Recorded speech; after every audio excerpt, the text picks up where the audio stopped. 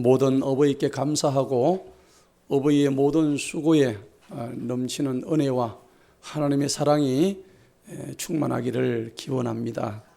모든 어버이들을 축복합니다.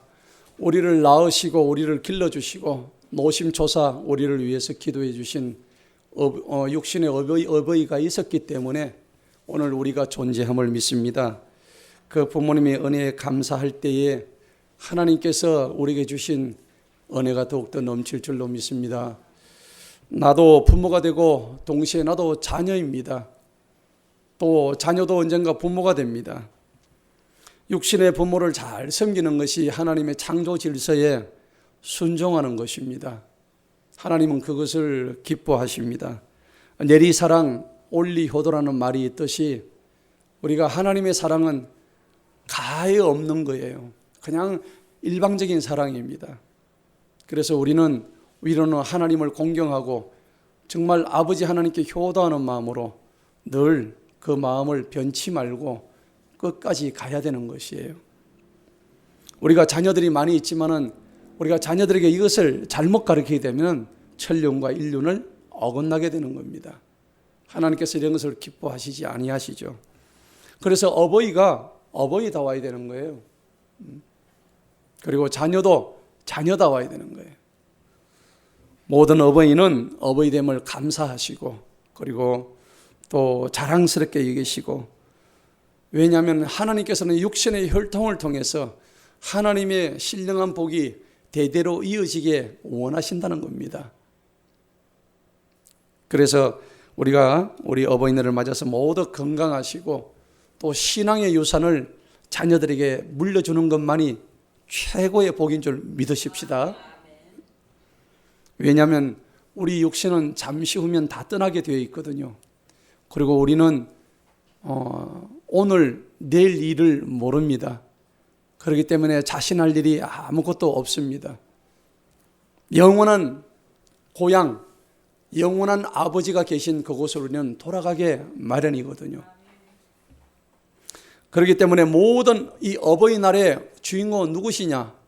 영원하신 아버지, 우리 하나님 아버지임을 믿습니다. 그래서 세상의 모든 자가 아바 아버지라 부를 수 있는 어버이는 영원하신 하나님 한 분밖에 없음을 우리는 믿어야 하는 것입니다. 그런 주님이 계시기 때문에 오늘의 설교의 제목처럼 진정한 은혜와 평강이 넘칠 줄로 믿습니다.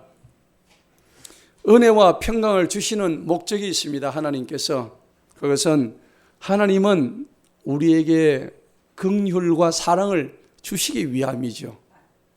우리 인간은 긍휼을 받아야만 되는 존재입니다. 그리고 하나님의 사랑을 먹어야만 살아갈 수 있는 존재가 우리 바로 사람인 것입니다. 따라합시다. 긍휼과 사랑.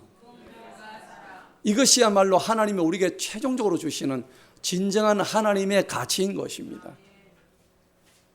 피조물인 우리가 하나님의 뜻 안에 살아야 되는 이유가 되는 것이에요. 우리가 세상에서 살다가 예수님 믿고 복음으로 변화를 받았습니다. 그래서 세상에 살 때는 죄와 사망의 권세에서 허우적거려요. 늘 죄 속에서 헤매고 있습니다. 그런데 문제는 세상 사람들은 이게 죄인지 죄가 아닌지조차도 모른다는 얘기입니다.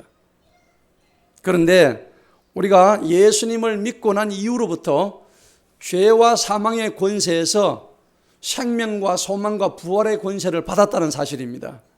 이것이야말로 하나님께서 우리에게 주시는 참된 사랑과 은혜와 평강인 줄 믿습니다. 그런데 우리가 예수님을 믿고 난 이후에도 여전히 그 예수님 안에서 참된 은혜와 평강을 누리지 못한다면 이것이야말로 삶이 피폐스럽고 피곤한 일이고 그리고 계속적으로 방황하게 되는 일이에요. 그런데 이런 신앙생활을 우리가 계속하다 보면 참으로 우리의 신앙생활은 문제가 있는 것입니다. 진정으로 마지막 때 남은 자가 될 수가 없다는 사실을 우리가 깨달아야 되는 거예요. 제가 어제 설교 준비를 하고 밤늦게 내려가는데 보니까 쓰레기 봉투가 하나 있는데 보니까는 이 쓰레기 봉투에다 딱지를 붙여놨어요. 이것은 수거할 수 없는 쓰레기임. 이렇게 붙여놨더라고요. 쓰레기 봉지에다가. 보통 그렇게 붙여놓으면 안에 뭔가 이물질이 들어갔거나 쓰레기 수거업자가 그것을 차에다가 못 실을 정도로 뭔가 이상한 걸 넣어놨단 말이에요. 그래서 제가 순간적으로 그 버려지지 못하는 쓰레기를 보고 쓰레기도 쓰레기가 될 수가 없는 쓰레기가 있구나. 제가 순간적으로 그 생각이 팍 드는 거예요. 어제 집에 돌아가면서 그 쓰레기 봉지를 보면서 참 처량하고 암담하구나. 쓰레기가 되지 못하는 저 처참하고 암담한 신세가 어쩌면 세상 사람들의 신세가 아닐까. 저는 순간적으로 그 생각을 했어요. 저 버려진 쓰레기는 쓰레기장으로도 가지도 못하는, 달리 말하면 재활용의 기회조차도 놓쳐버린, 재활용도 할 수 없는 쓰레기가 됐단 말이에요. 청소차도 거부하는 쓰레기가 되어버렸단 말이에요. 하나님을 모르고 세상에서 버림받은 자들이 바로 저런 거부하는 쓰레기 신세가 되지 않을까, 그 마음이 들었습니다. 여러분, 병아리 감별사가 달걀에서 이 유정란이 되어가지고 병아리가 되지 못하면 그 달걀을 파괴해버려요. 변화가 제대로 안 되었든지 아니면 달걀 안에 뭐 치명적인 질병이 들어있든지, 그래서 그 달걀은 병아리로 부화가 안 되는 거예요. 그 달걀 안에는 큰 문제가 들어있는 셈입니다. 인생은 짧아요. 어제 뉴스 보니까는 월드스타 유명한 여배우 강모 씨가 죽었더라고요. 머리가 아프다 했을 때 3시간의 골든타임을 넘겨버린 결과입니다.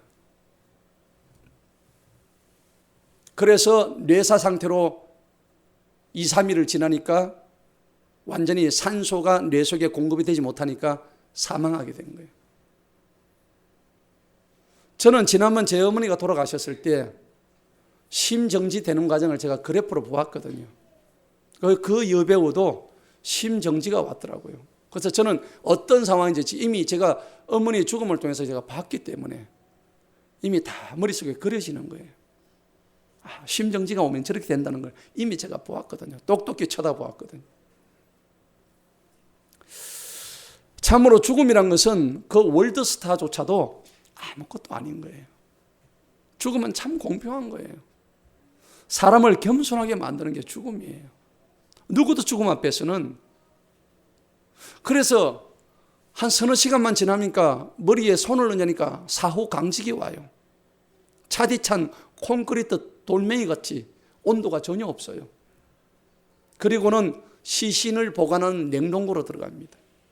왜 거기 넣겠습니까? 거기 넣지 않으면 이내 변질되고 썩고 부패하고 냄새 나거든요. 이게 사람이에요. 육신이에요.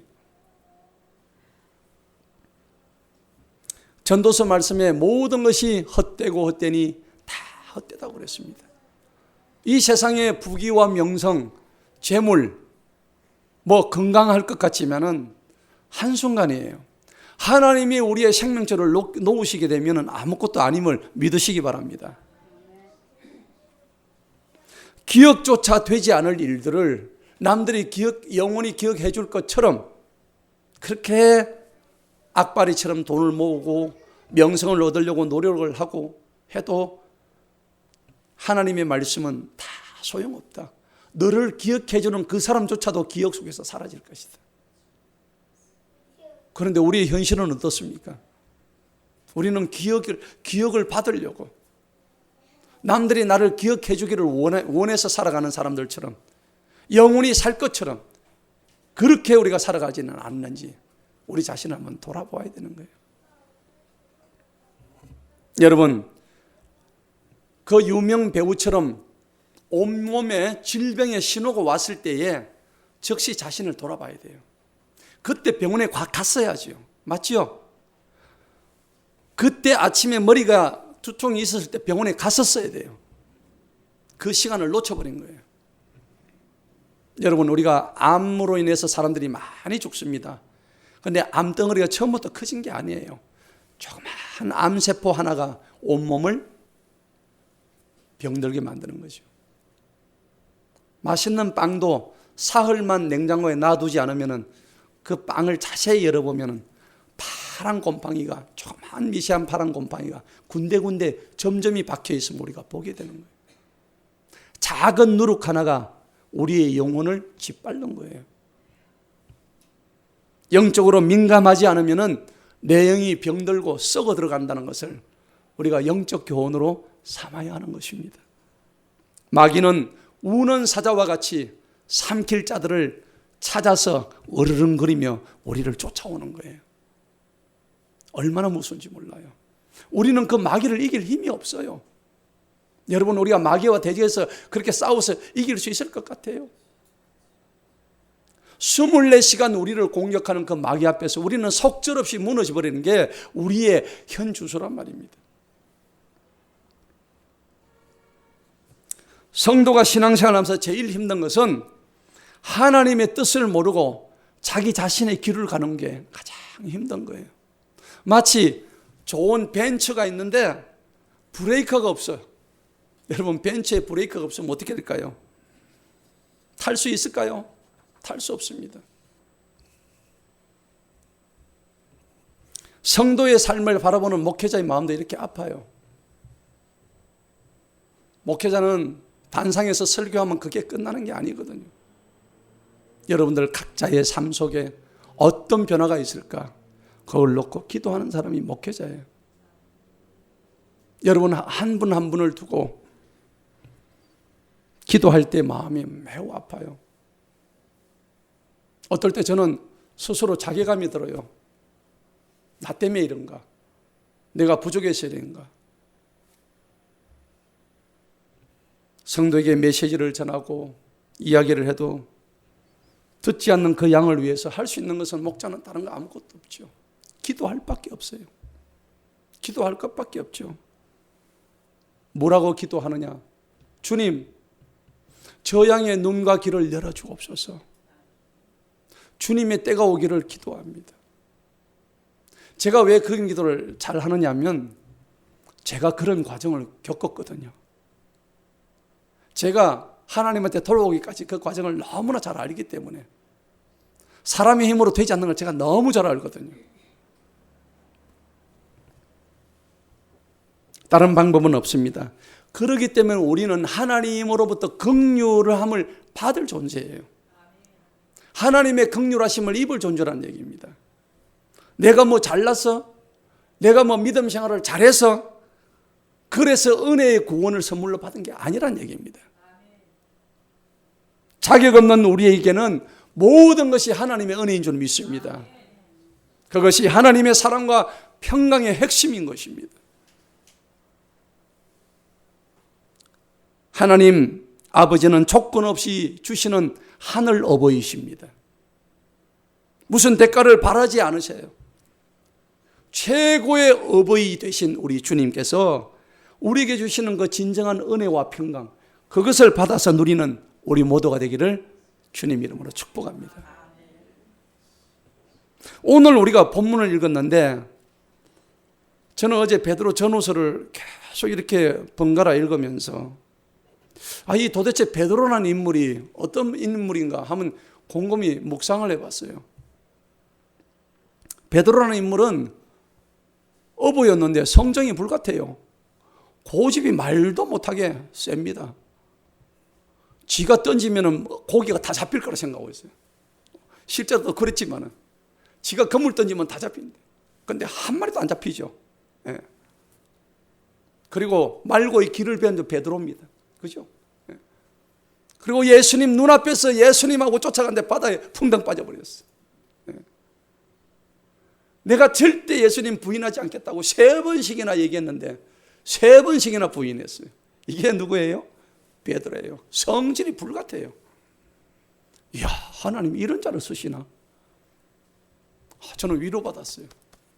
저는 성격이 베드로 같지가 않거든요. 베드로 같은 분들 여러분들 쓰십니다. 희망을 가지세요. 소망을 가지세요. 이 문제 많은 인물 베드로가 주님을 만났어요. 주님을 만나고 변화가 됐다고요. 놀라운 변화입니다. 정말 위로가 되고 희망이 보이는 장면이에요. 이게 뭘까요? 베드로 안에 뭐가 있었을까요? 거룩한 씨앗이 있었어요. 거룩한 씨앗. 그것은 오늘 하나님께서 말씀하시는 영원하신 하나님의 말씀이 바로 거룩한 씨앗인 줄 아시기 바랍니다. 하나님의 말씀이, 살아계신 하나님의 말씀이 우리 내면 속에 너무나 깊숙이 자리 잡고 있다는 겁니다. 그 작은 겨자씨만한 믿음 때문에, 거룩한 씨앗의 말씀 때문에 우리가 변화될 수 있다는 겁니다. 그래서 이 말씀을 읽는 동안, 이 말씀을 대하는 시간 동안 하나님의 말씀이 나를 치어들어오는데 때로는 눈물을 흘리기도 하고, 여러분 하나님의 말씀을 읽는 동안 눈물을 흘리지 않는 사람은 하나님 말씀을 맛본 사람이 아니에요. 하나님의 성경을 읽는데 눈물을 한 번도 흘려본 적이 없는 사람은 이 성경이 무엇인지를 모르고 있다는 얘기예요. 성경을 읽는데 이게 나에게 하시는 말씀 같고 나의 죄가 보여지고 이 성경의 말씀이 예수님의 십자가의 고난이 너무나 생생하게 나에게 다가오는데 내가 어떻게 할 수가 없어. 이런 고난과 이런 은혜 속에서 나는 어쩔 수 없는 인간인데 이런 인간을 하나님의 은혜로 구원해 주셨다는 이 사실을 생각할 때에 그저 눈물이 앞을 가리는 거예요. 그게 바로 뭐냐? 거룩한 씨앗, 하나님의 말씀인 것입니다. 오늘 제가 설교의 제목을 은혜와 평강을 누릴 이유와 비결이 뭐냐? 오늘 성경 본문 2절에 나와 있습니다. 이것을 한번 알아보자는 이야기예요. 자, 그러기 전에 우리가 베드로 전후서의 기록이 된 배경을 우리가 알아봐야 되는데 베드로 전후서는 어떤 그 배경에서 쓰여졌는지를 알아야 되는 거예요. 이 베드로가 베드로 전후서를 쓸 때는 어떤 그 배경이냐면은 로마 제국 시대에 기독교를 엄청나게 핍박하던 때예요. 박해하던 것입니다. 그런 때에 하나님께서 베드로전서 1장 1절에 보면 초대 교인들이 막 흩어지고 있어요. 이렇게 저렇게 막 흩어지는데 소위 이제 디아스포라가 막 전 세계로 막 이루어지고 있는 장면이에요. 하나님께서 복음을 자꾸 세계로 흩으시는 장면이에요. 자, 그런데 로마 제국이 기독교를 갖다가 그 당시 250년을 갖다가 핍박을 하는데 기독교인들이 도망갈 데가 없어. 그래서 지금의 터키, 소아시아 그 5개 지역, 본도, 그 다음에 갈라디아, 그 다음에 오늘 여기 말하는 갑바도기아, 그 다음에 아시아, 비두니아, 이 5개 지역으로 완전히 흩어져 가지고 기독교인들이 땅속으로 들어갑니다. 지하로. 그래서 갑바도기아 그 카타콤에 들어가게 되면은 놀랍습니다, 여러분. 지하 몇 층에만 12층이에요. 지금으로부터 2000년 전입니다. 지하 12층인데 제가 거기를 보니까는 얼마나 그 카타콤이 미로운지, 그 지하 도시에 최대 2만 명이 살았어요. 그 당시에 2만 명이 살았다고요. 지하에 교회가 있고요, 지하에 극장이 있고요, 모든 기독교인들이 거기 들어가서 하는데 안에서 취사하면은 연기가 땅 속에 물 속으로 딱 흘러가도록 다 만들어 놨단 말이에요. 연기가 빠지도록 만들어 놨어요. 여러분 터키에 기독교 유적을 이래 보러 가시게 되면 갑바도기아 지역으로 가세요. 가가지고 그걸 보게 되는데 어마어마합니다. 그러면서 수많은 기독교인들이 박해를 받고 순교를 당하고 그들은 그렇게 해서 신앙을 지켰다는 겁니다.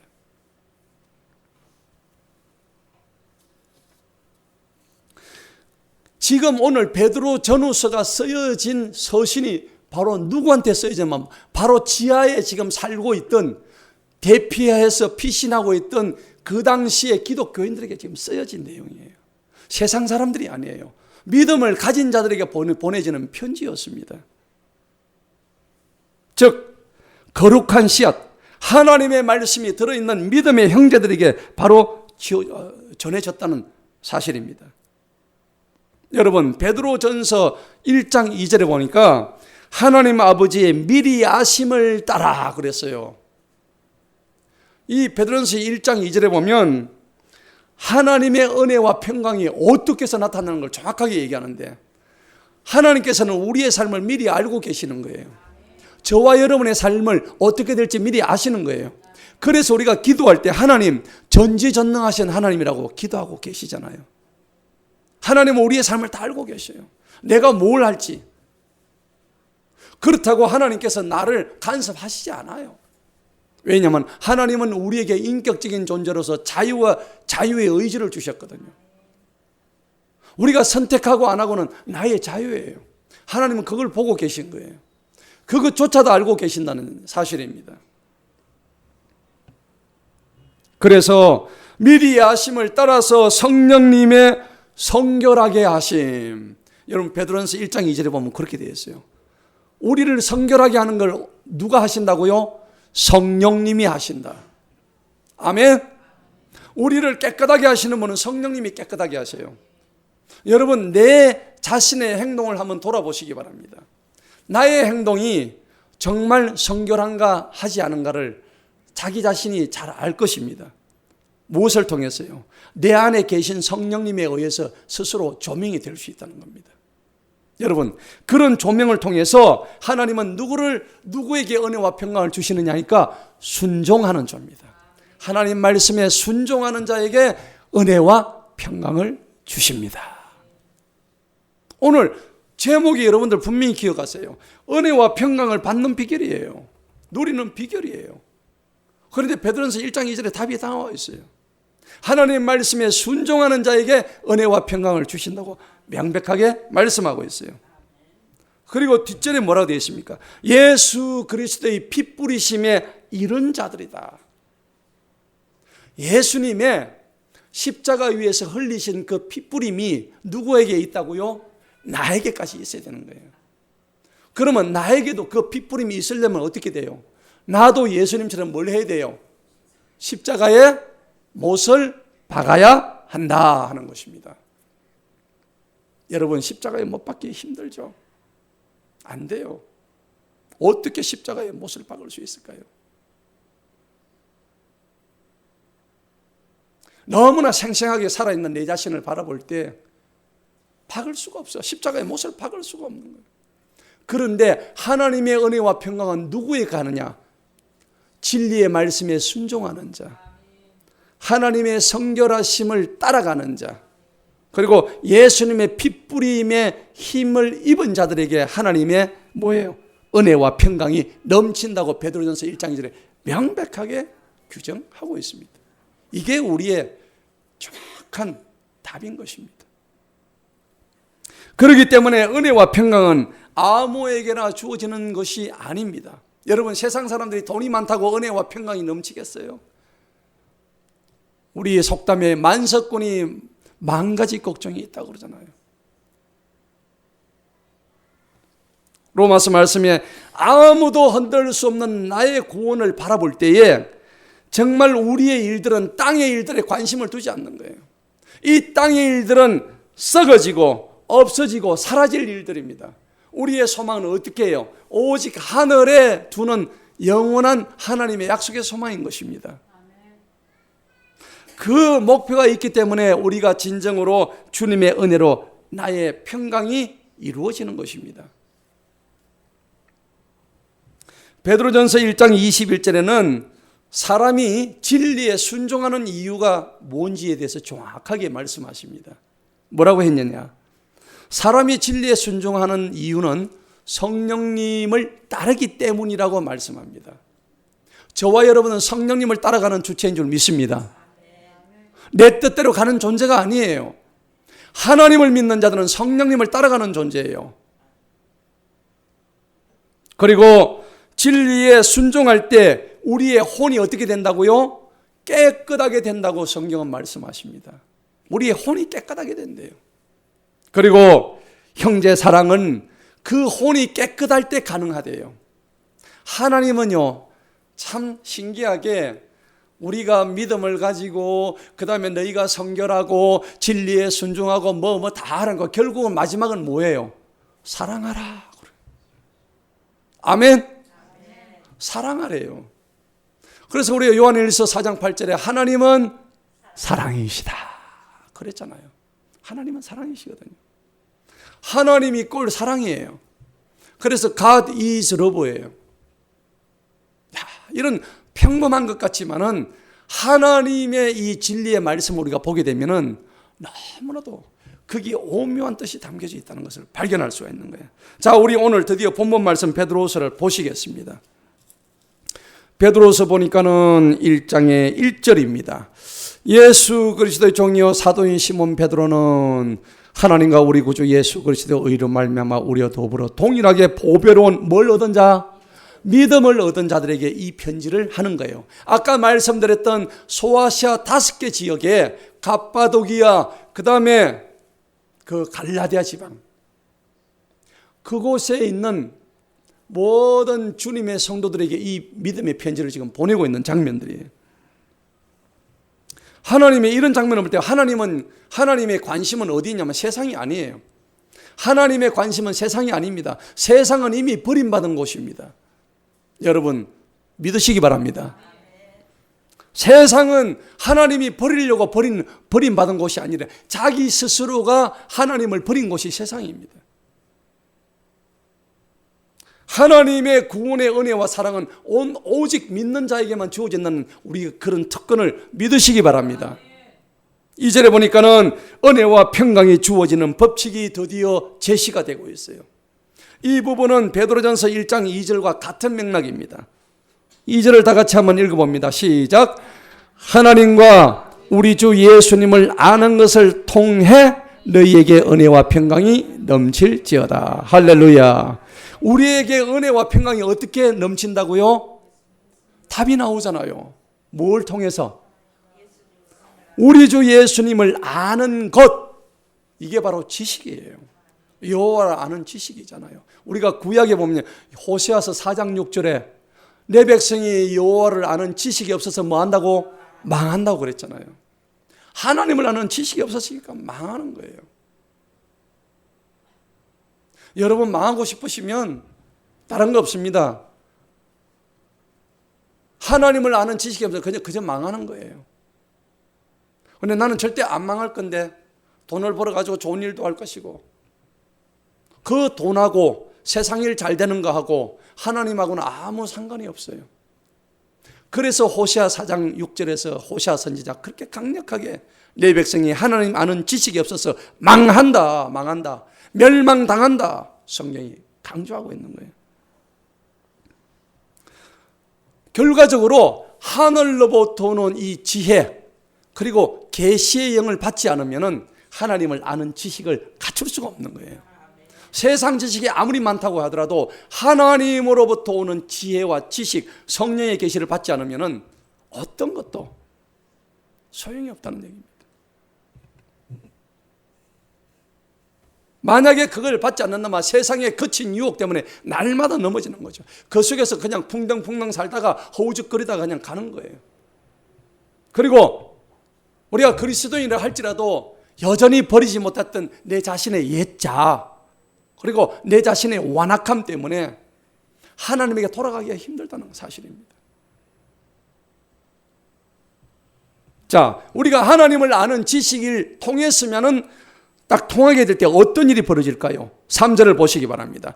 그분의 신성한 권능으로 생명과 경건에 속한 모든 것들을 우리에게 주심에 따라 그분에 관한 지식을 통해서 우리를 어디에 이른다고요?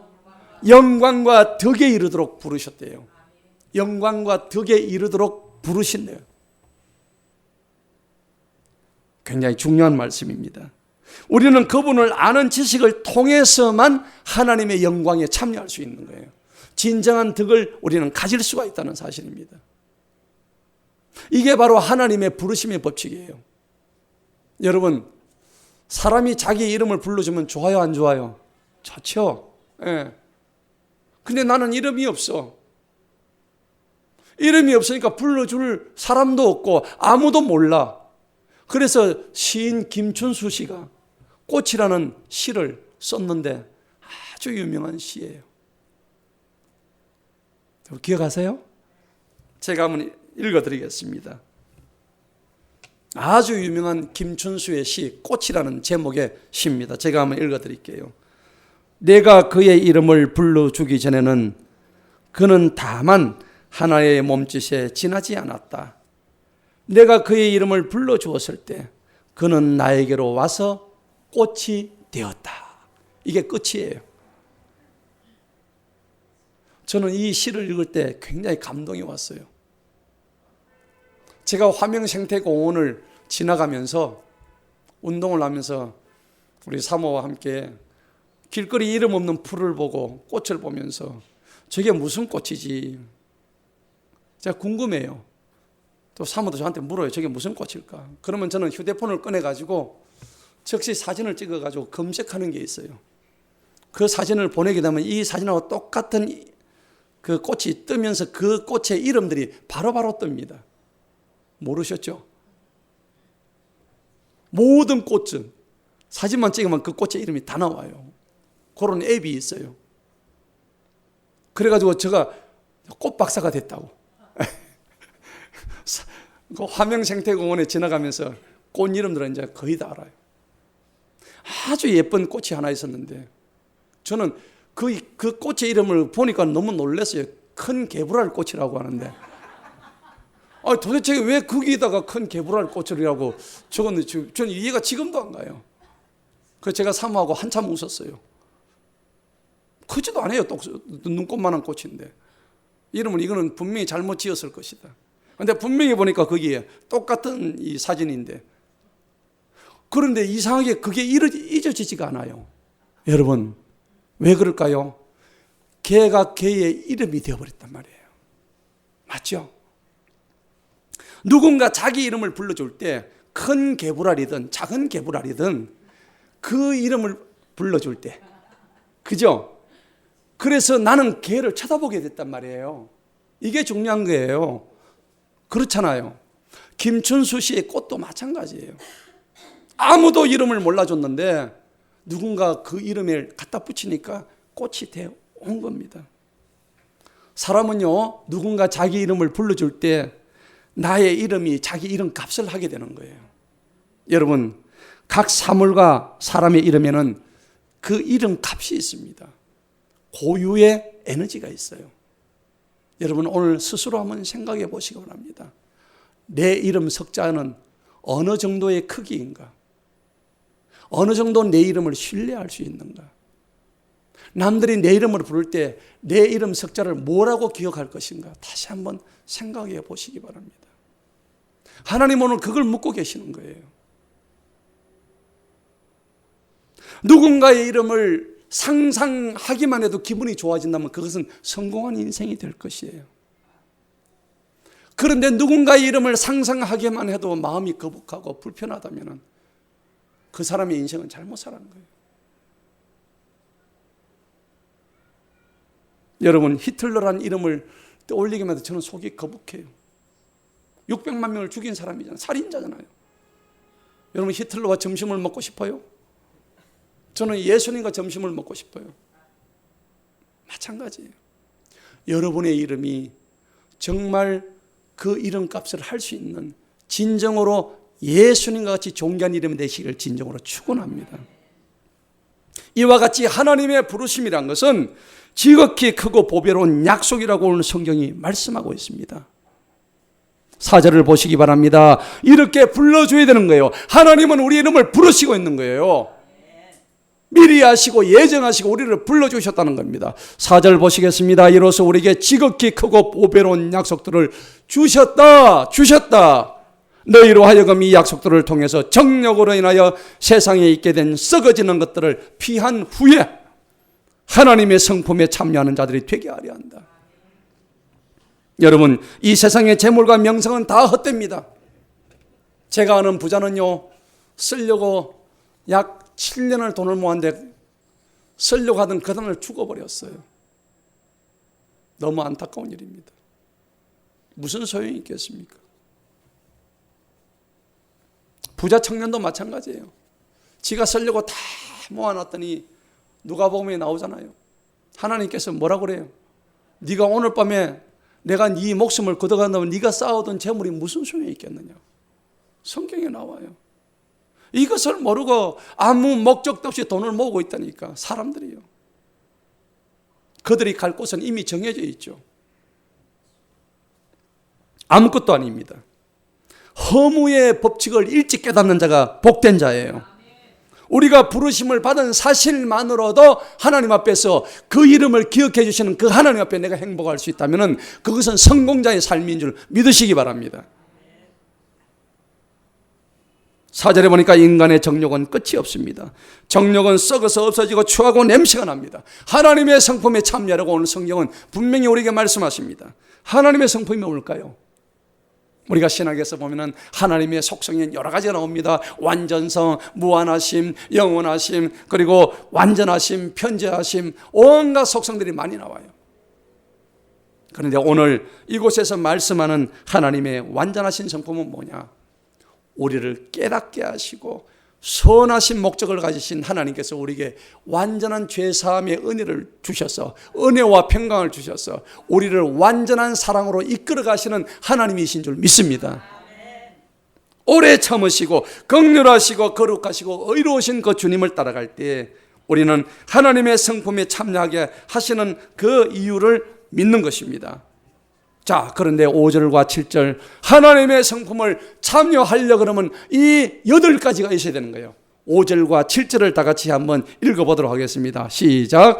이뿐만 아니라 너희가 열심을 다해서 너희 믿음의 덕을, 덕의 지식을, 지식의 절제를, 절제의 인내를, 인내의 경건함을, 또한 경건함의 형제 우애를, 형제 우애의 사랑을 더해라. 이거를 할 때 하나님께서 우리에게 뭘 주셔요? 진정한 은혜와 평강을 주시는 거예요. 여러분, 오늘 8가지가 나와요.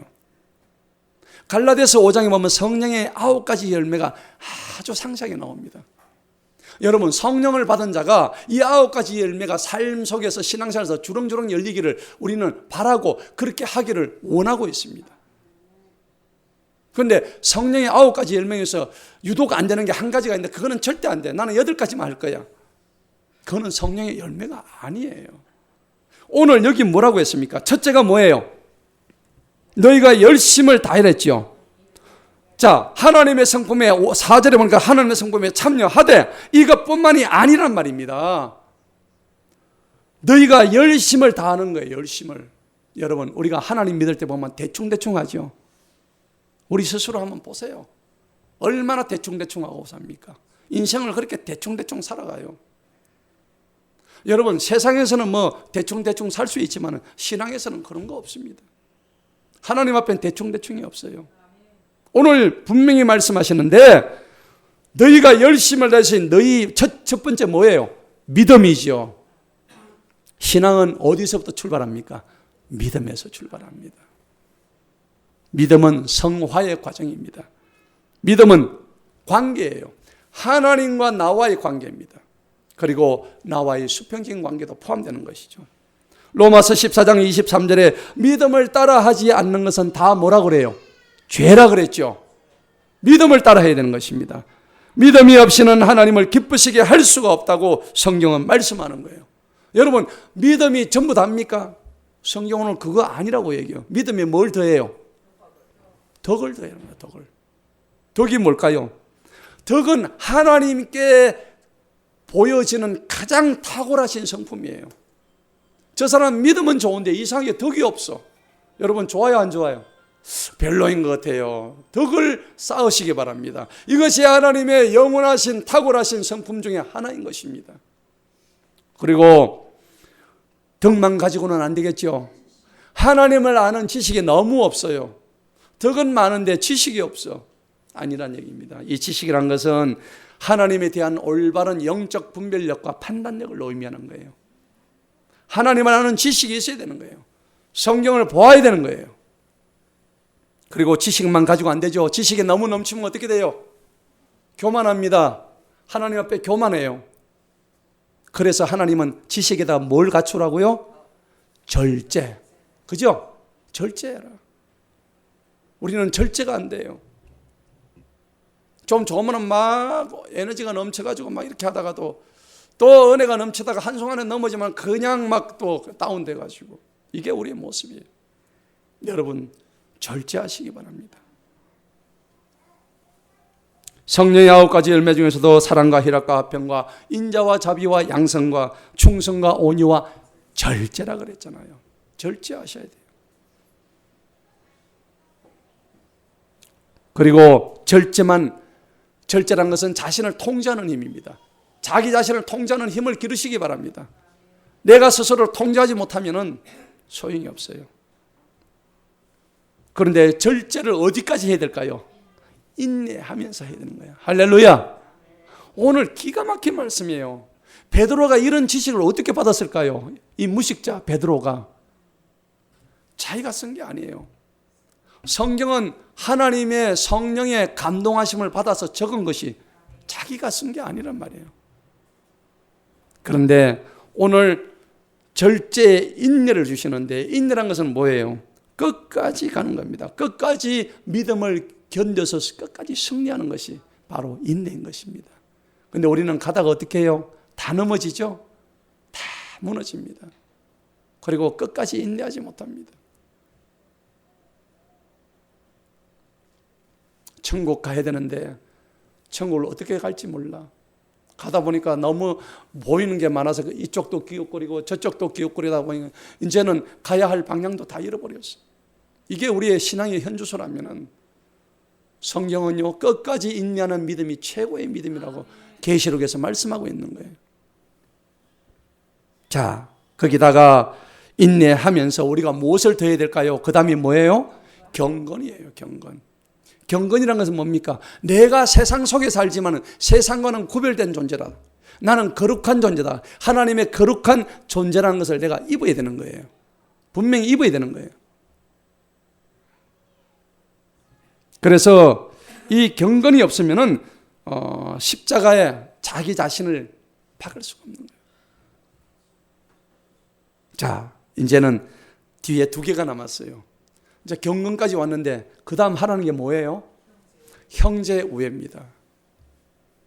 형제를 어떻게 해요? 서로 사랑하고 포용해주고, 그 다음에 허물을 덮어주고, 그리고 형제끼리 사이좋게 지내라는 것입니다. 사람의 희생과 봉사에 관한 데살로니가전서 4장 9절의 말씀이에요. 여러분, 형제를 사랑하는 자는 하나님을 사랑하는 것 똑같은 거예요. 형제의 우위에서 최종적으로 마지막에 강조하시는 게 뭡니까? 사랑입니다. 여러분, 오늘 굉장히 중요한 겁니다. 최고의 은사가 사랑이에요. 사랑의 은사입니다. 우리가 고린도전서 13장에 보면 사랑장이잖아요. 거기서 말씀하시는 방언부터 예언부터 통변부터 쫙 그 고린도 교회에 나타나는 은사 중에 계속 나타나는데, 병 고치는 은사, 뭐 예언의 은사, 최고의 은사가 뭐였어요? 사랑의 은사였어요. 여러분, 사랑하시기 바랍니다. 왜냐하면 하나님 이꼴 사랑이거든요. 최고의 은사입니다. 나는 방언 못 받았는데, 나는 예언도 못 하는데, 나는 병도 못 고치는데, 저분처럼 병 다 괜찮습니다. 최고의 은사가 뭐예요? 사랑의 은사입니다.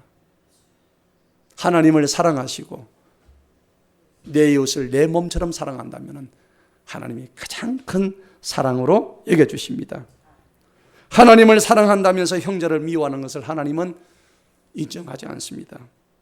그리고 사랑이 없으면 아무것도 아니다.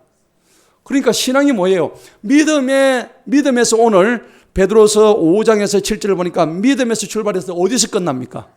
사랑에서 끝나는 거예요. 믿음의 씨앗을 뿌려서 무슨 열매를 거뒀죠? 사랑의 열매를 거둔 거예요. 따라합시다. 믿음의 씨앗을 뿌려 사랑의 열매를 거두자. 이게 오늘 본문 말씀에서 하시는 최종적인 우리가 얻을 수 있는 은혜와 평강의 비결인 거예요. 할렐루야.